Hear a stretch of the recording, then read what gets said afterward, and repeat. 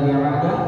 Alhamdulillahil alamin, wassalatu wassalamu ala asyrafil anbiya'i wal mursalin wa ala alihi wa sahbihi ajma'in, amma ba'du. Yang pertama, mari kita semua panjatkan puji syukur atas kehadiran Allah Subhanahu wa taala, yang mana atas rahmat dari Allah Subhanahu wa taala kita bisa berkumpul bersama-sama dalam rangka sabari Ramadan. Dan kedua kalinya tak lupa pula kita sanjungkan salawat kepada Nabi besar kita, Habibana wa Maulana Muhammad sallallahu alaihi wasallam, yang mana berkat Nabi kita lah kita bisa sampai yang sebelumnya dari zaman kegelapan menuju zaman terang benderang. Baik, di sini sebelumnya perkenalkan nama kakak Dio Amrullah, bisa dipanggil Dio. Nggak jauh beda dari Mbak Risnya.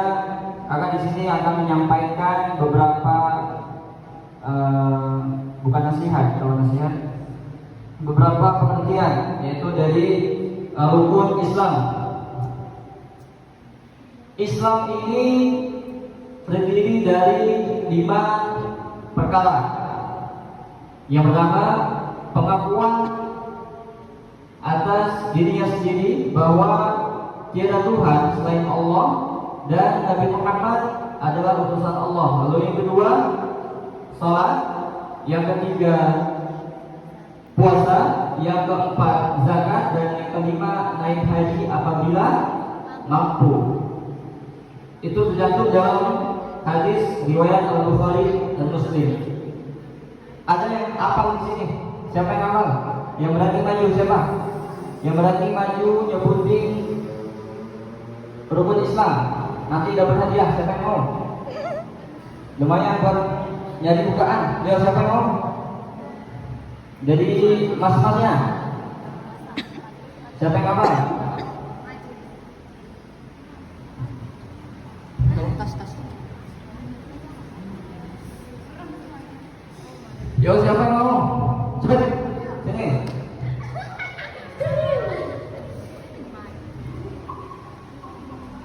Sebutin namanya dulu. Siapa namanya? Nama saya Alvino. Kelas? Kelas 8. Oke, coba sebutin dari rukun Islam. Yang pertama? Syahadat. Yang kedua? Sholat. Yang ketiga? Puasa. Yang keempat? Zakat. Yang kelima? Naik haji bila mampu.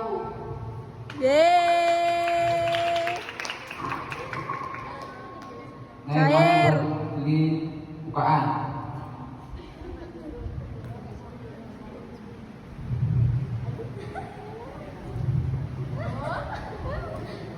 Cair. Tadi udah disebutin sama teman kita, siapa namanya?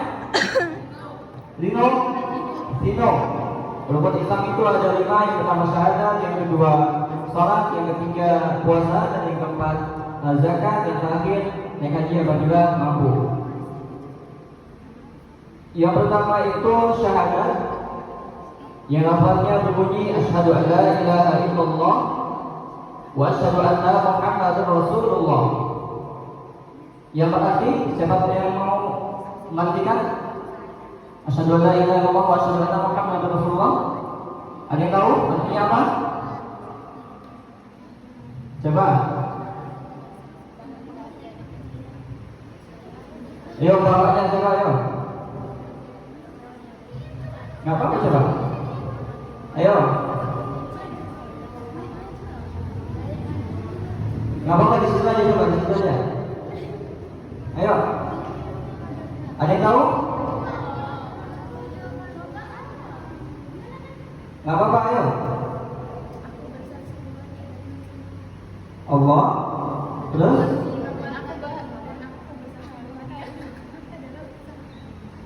Aku bersaksi bahwa aku bersaksi tiada Tuhan selain Allah, dan aku bersaksi bahwa Nabi Muhammad adalah utusan Allah. Itu syahadat itu adalah pintu awal kita, pintu atau gerbang awal seseorang ingin memeluk agama Islam, tatkala seseorang itu sudah melafazkan asyhadu an la ilaha illallah wa asyhadu anna muhammadur rasulullah, maka tanpa adanya paksaan, tanpa adanya pemerasan, tidak dipaksa, tidak ada ancaman, maka seseorang itu sah masuk Islam. Yang pertama syahadat ini. Lalu yang kedua adalah salat. Salat itu setelah seseorang muslim atau yang mu'alaf tadi itu sudah masuk Islam, maka dia harus melaksanakan kewajibannya, yaitu melaksanakan salat. Salat sehari ada berapa waktu? 5. Yang pertama subuh, isya.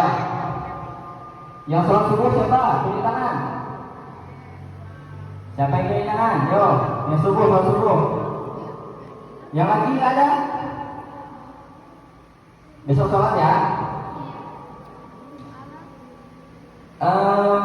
Coba kita lihat Islam, salat itu dalam waktu-waktunya itu sama seperti Islam. I-nya isya, S-nya subuh, L-nya lohor, lalu A-nya asar, terus M-nya maghrib. Apabila kita nggak merasakan satu aja, berarti kita nggak seperti orang Islamnya. Iya apa ya? Iya apa ya? Ya. Kalau semisal maafnya ngomong, bapaknya cuma ngelaksanain nggak ngelaksanain sholat subuh tadi, lalu Islamnya cuma Islam doang, nggak sempurna Islamnya, bukan Islam berarti. Maka dari itu dengan kita melaksanakan sholat 5 waktu itu sebagai penyempurna kita sebagai seorang muslim. Karena sesungguhnya kita ini hidup di dunia ini hanya menunggu waktu sholat. Semisal Mas Vino-nya sholat subuh. Nah, antara sholat subuh dengan zuhur itu, itulah kita mengisi dengan aktivitas-aktivitas. Dengan kita mengisi aktivitas tersebut, itu sebagai hanya kita menunggu waktu sholat berikutnya. Bisa dipahami? Nah, jadi pada intinya sholat itu tidak bisa ditoleransi sama sekali, tidak bisa ditinggalkan, karena yang paling besar dosa seorang muslim itu bukannya pemabuk, bukannya bohong, bukannya menipu, tapi yang paling besar itu adalah meninggalkan sholat.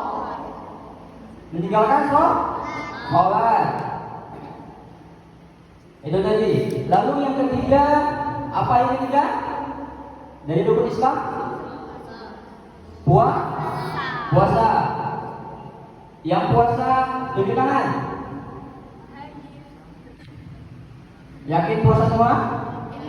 Insya Allah. Kembali lagi ke salat tadi. Apabila kita puasa tapi nggak salat, itu sama aja kita ngisi ember tapi bolong.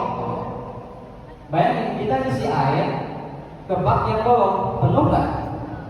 Malah kebuang. Dan ibaratnya juga kita kerja, puasa itu nggak salat itu ibaratnya kerja, akan tetapi nggak digaji.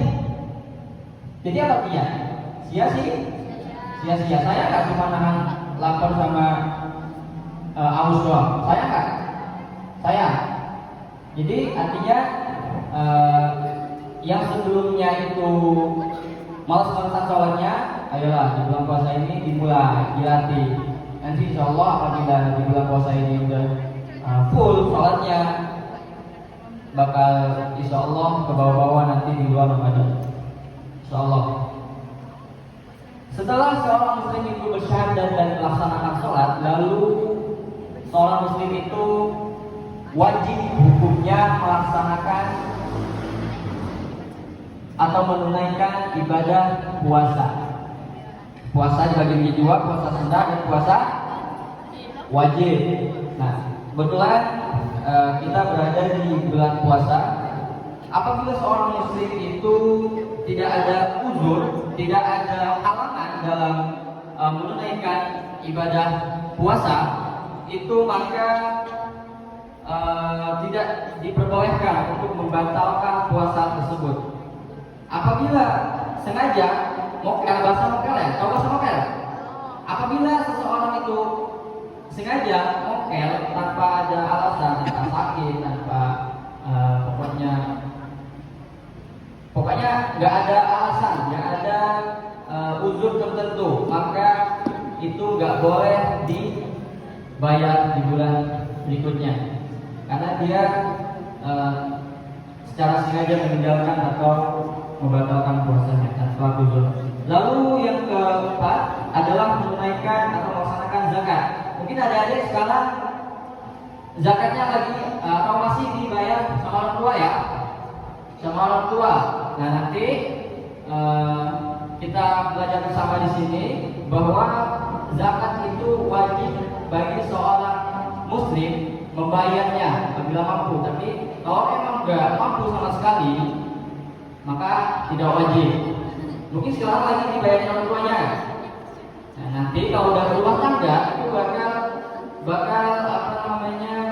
membayar zakatnya sendiri, membayar zakat suami, istri, anak-anaknya. Bisa dipahami? Bisa? Lalu yang terakhir naik haji. Yang terakhir naik haji ini diwajibkan sebenarnya, tapi untuk orang-orang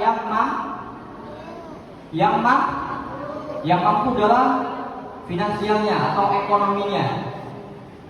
Tapi apabila seorang itu tidak mampu dalam ekonominya, maka bisa digantikan dengan ibadah-ibadah lainnya.